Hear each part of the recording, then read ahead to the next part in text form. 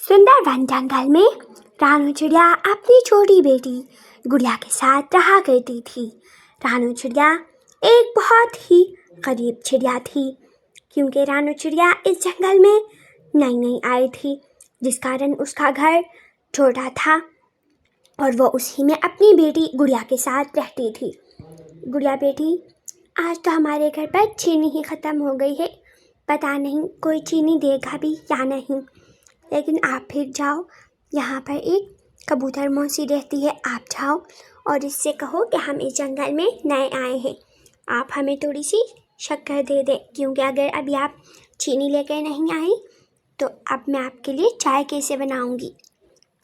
अब ऐसे ही गुड़िया उनके घर पर आ जाती है।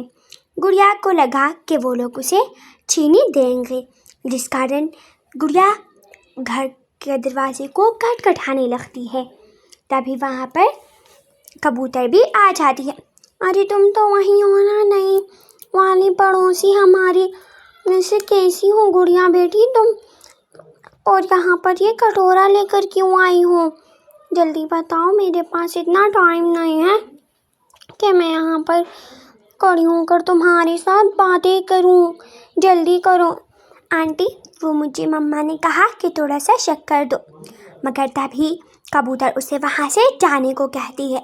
गुड़िया उदास होकर अपने घर आ जाती है। मम्मा, कबूतर आंटी ने तो मुझे घर से ही भगा दिया और उन्होंने कहा कि दोबारा यहाँ पर कुछ मांगने नहीं आना, और वो बहुत बुरी आंटी है। पहले तो वो मुझसे अच्छे से मिली, लेकिन जब मैंने उन्हें चीनी का कहा तो वो मुझसे गुस्सा हो गई। गुड़िया बेटी, शायद हम लोग गरीब हैं, जिस कारण कोई भी पंछी हमसे अब दोस्ती नहीं करना चाहेगा, पर कोई बात नहीं गुड़िया, हमें हार नहीं माननी चाहिए।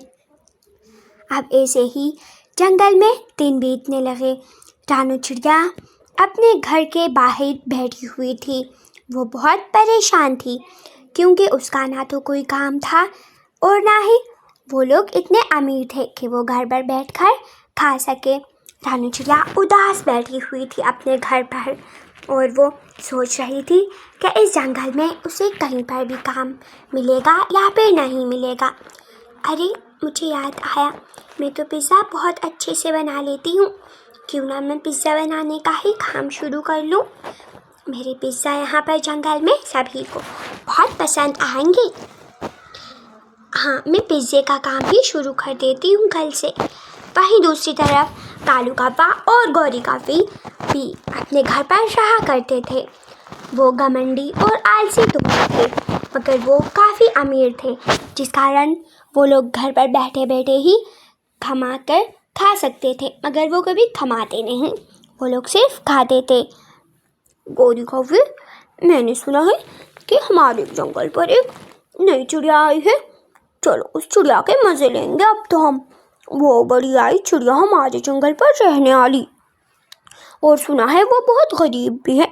मुझे लगता है अब तो हम उसी से काम निकलवाएंगे अपना, ताकि वो भी तो हमारा थोड़ा सा काम कर सके, मुफ्त में थोड़ी ना रहेगी इस जंगल में। अब ऐसे ही बहुत से दिन बीतने लगे। रानू चिड़िया अपने घर पर बैठी हुई उदास थी। गुड़िया भी उसे वही मशवरा देती है जो उसने खुद सोचा था।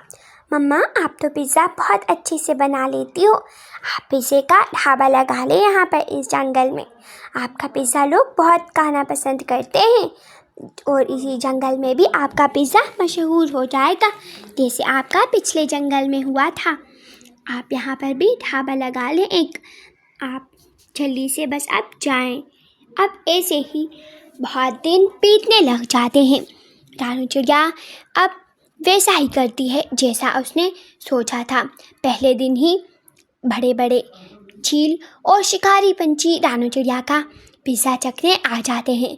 सभी को रानू चिड़िया का पिज़्ज़ा बहुत पसंद आता है और उन्हें टेस्टी लगता है, क्योंकि रानू चिड़िया ने उसे देसी घी और देसी चीज़ों से ही बनाया हुआ था, उसमें कोई भी नुकसानदार चीज़ नहीं था।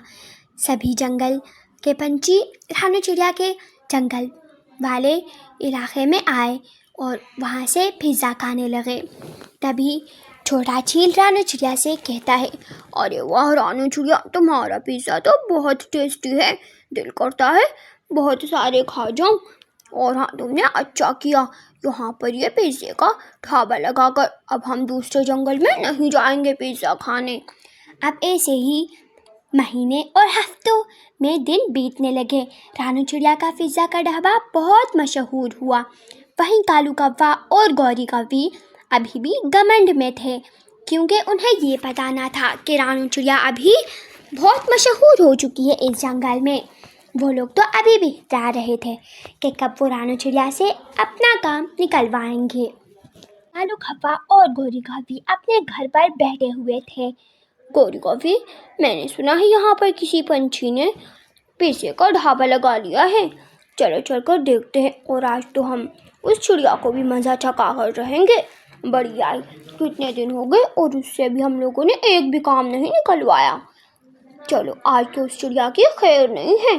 बड़ी आई बहुत बनती है अपने आप में से। अब ऐसे ही कुछ महीने और दिन और बीतने लगे। अब कालू कौवे की परिस्थिति बहुत ख़राब हो चुकी थी, जिस कारण वो अब रानू चिड़िया के पास जाता है और रानू चिड़िया से ही काम मांगने लगता है, क्योंकि कालू कौवे के पास जो भी पैसे थे वो सारे ख़त्म हो चुके थे। रानू चिड़िया, मैंने सुना है तुमने इस जंगल में एक पिज़्ज़े का ढाबा शुरू कर लिया। मुझे माफ़ कर दो, मैंने तुम्हारे साथ जो भी किया।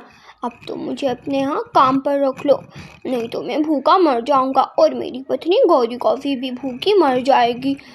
प्लीज़, तुम्हें अपने जंगल में हमने रखने का कहा था ना, अब तुम भी हमारी मदद कर लो।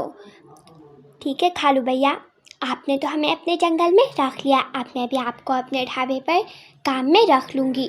आप यहाँ पर कल से आ जाया करें और यहाँ पर काम कर लिया करें। अब ऐसे ही दिन और महीने बीतने लगे। अब ऐसे ही रानू चिड़िया अपने घर पर बैठी हुई थी। वो अपनी बेटी गुड़िया से बोलती है। आज रानू चिड़िया बहुत खुश थी और अपनी छोटी बेटी गुड़िया के साथ अपने घर पर बैठी हुई थी।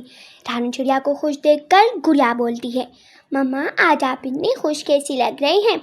आज तो आप बहुत खुश हैं। बताए ना मम्मा, आज क्या हुआ? क्या आज आपने बहुत ज़्यादा पैसे कमाए? नहीं गुड़िया बेटी, आज कालू कौवा हमारे ढाबे पर काम मांगने आया था। वैसे ही अब रानू चिड़िया अपने ढाबे की मालकिन थी और वहीं कालू कौवा जो कभी घमंड दिखाया करता था, वही रानू चिड़िया के यहाँ काम करने लगता है। रानू चिड़िया को ये बिल्कुल भी पता न था कि जो कालू कौवा उसे घमंड दिखाता वही आज उसके ढाबे पर नौकर बनकर काम करेगा। अब रानू चिड़िया बहुत मशहूर शेफ़ बन चुकी थी। वहीं जो कालू कौवा कभी अपने आप पर इतराता और घमंड किया करता था, वो वहीं का नौकर बन चुका था और रानू चिड़िया के सारे हुक्म मानता था। और ऐसे ही अब दिन बीतने लगे। आसपास के जंगलों में भी रानू चिड़िया के ही चर्चे हो रहे थे। अरे बुलबुल, तुमने सुना है हमारे पास वाले जंगल में जो रानू चिड़िया आई थी ना, उसने अपना एक ढाबा खोल लिया था। वो बहुत मशहूर हो चुकी है। आज तो मैं वहीं पर जाऊंगी उसका पिज़्ज़ा खाने। लोग उसकी बहुत तारीफ़ करते हैं। मैं भी वो पिज़्ज़ा खाना चाहती हूँ और उसकी तारीफ़ करना चाहती हूँ मैं भी। लगता है वो बहुत मेहनती पंछी है, वो यहाँ पर कब से नहीं आई। अब ऐसे ही वो गुलाबो चिड़िया रानू चिड़िया के ढाबे पर आ जाती है। रानू चिड़िया अपने ढाबे पर आए हुए सभी लोगों का बहुत अच्छे से इस्तकबाल किया करती थी, उनसे अच्छे से बात करती, जिस कारण सभी कस्टमर खुश होकर जाते थे। गुलाबो बहन, आप आइए हमारे ढाबे में, आपका स्वागत है। बताइए आपको क्या चाहिए, मैं आपको अभी दे देती हूँ। अब ऐसे ही रानू चिड़िया अपने घर पर बैठी हुई थी। गुड़िया बेटी, अब तो हमारे ढाबे पर दूर दूर से लोग आते हैं। आज तो हमारे दूसरे जंगल के पंछी भी आए हुए थे और मैंने उनका बहुत अच्छे से इस्तकबाल किया। वो यहाँ से बहुत। अब रानू चिड़िया भी एक अमीर पंछी बन चुकी थी। वो जंगल के सबसे अमीर पंछियों में से अब शुमार किया करती थी। प्यारे दोस्तों, मेहनत हमेशा रंग लेकर आती है। मेहनत कभी ज़ाया नहीं जाती। जैसा कि आपने इस कहानी से कुछ तो सीखा होगा। आप हमारे चैनल को सब्सक्राइब